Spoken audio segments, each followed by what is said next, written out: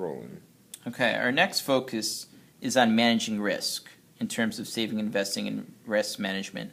One way to minimize risk is to buy insurance. In some cases, you have to buy insurance legally in the state of Virginia and other states. In other cases, it's optional. When you do choose an insurance, it's important to know that it's a legal contract between the company and you, the insurer. Why do people have insurance? Well, it's to protect people from unforeseen health expenses or loss of income. So this could relate to health insurance or loss of income if someone gets in a car accident. People have insurance for money and housing if a home is damaged or destroyed by fire. Usually, when an older sibling or your parents, when they do have insurance, they have to pay something called a premium. Okay? A premium is the amount paid for an insurance policy. It can range from anywhere from maybe $200 for well, let's say it could range from anywhere from $50 to maybe $300 a month.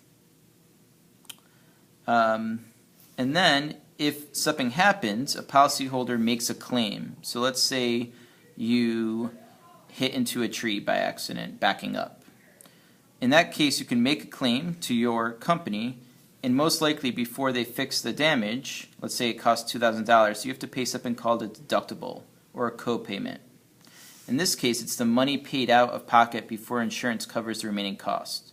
So, if your bumper in the back is hurt or is broken and needs to be fixed, if it costs $2,000, the insurance company may say you have to pay the first $500, and that would be your deductible. It's the same thing when you go visit the doctor. A doctor visit may cost $300. You may have to pay $50 up front as a co-pay. Another important term is risk. Again, people have insurance because of the possibility of financial loss. Now we're going to look at some examples of insurance. Okay, these are the most common. If you own a home, you have homeowner's insurance that protects your home and garage. If you are renting, it's optional in some cases, but you can get renter's insurance. Another different concept is medical health insurance, which is a requirement under Obamacare. Another concept is auto insurance, which protects you against different things like collision coverage.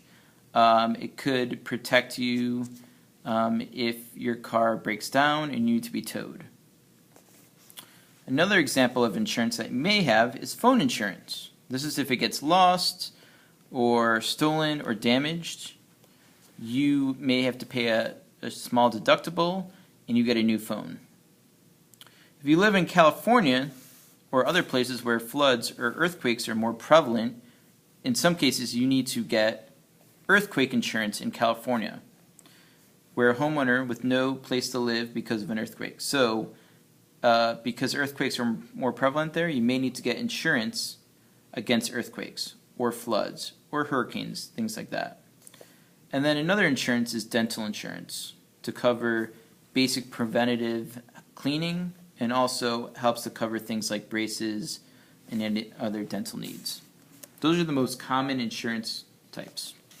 All right, the next term we're going to look at is something called compound interest, which some of you have learned in your math classes. Compound interest is a very basic concept where interest is paid on a starting amount, which is called the principal plus prior interest. Okay. The key idea with it is with compound interest, you earn interest on the interest that your savings earns, which over time can grow. So we're going to look at an example here. Christy invested 5% starting at age 25. Now if she does that, it compounds. So her interest is growing. The interest is earned on the interest that her savings earns. Therefore, at age 45, she will have $26,532 from $10,000. Now that's saying that you're getting an annual 5% interest rate. However, Josh starts 10 years later at 35 and only makes $16,000. So that demonstrates the importance of compound interest. Last part of the lesson today is that we're going to look at how to write a check. Okay? Checks are very important. They're a way to pay. Often it's used, with companies. Companies, for example, or even babysitting, you may get a check. That's when it's in place of cash, and it's people not using a credit card. The check, again, comes from a checking account. All right, so some tips for checking accounts. Know your account balance. You don't want to spend more than you have. If you do, it's going to be called bouncing a check, which will mean that it will be either your bank will overdraft, meaning it will compensate for it, or the check won't be accepted, and you could receive fees on it. So it's important to constantly monitor, have online or mobile banking to monitor your checking account. All right, so we're going to quickly go through how to write a check. Follow along as I do.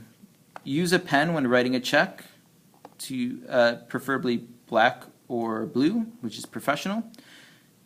In the upper left-hand corner, usually the check will already have your name, address, and zip code. You're going to write down the date. You're going to write paid to the order of, who it's going to be paid for. The dollar amount is going to be $25, as number 5 says. And then you're going to write a fraction, 25, and then across 0 and 100. You're going to write the memo, what it's for, and then sign the check. So here is an example of the finished product. As you can see, I'm excited about summer, so I'm going to King's Dominion. I wrote a check for 25. You write out the words, and then you put an arrow and put 0 over 100. Now if it was $25.64, I'd put 64 over 100. Memo tells you what it's for, and then you need to sign it. To accept a check, all you do is you flip to the back, and you sign at the top, and that's a verification that that's the person who gets it. So in this case, it would be King's Dominion, but often it's a person's name, like Mr. Buck.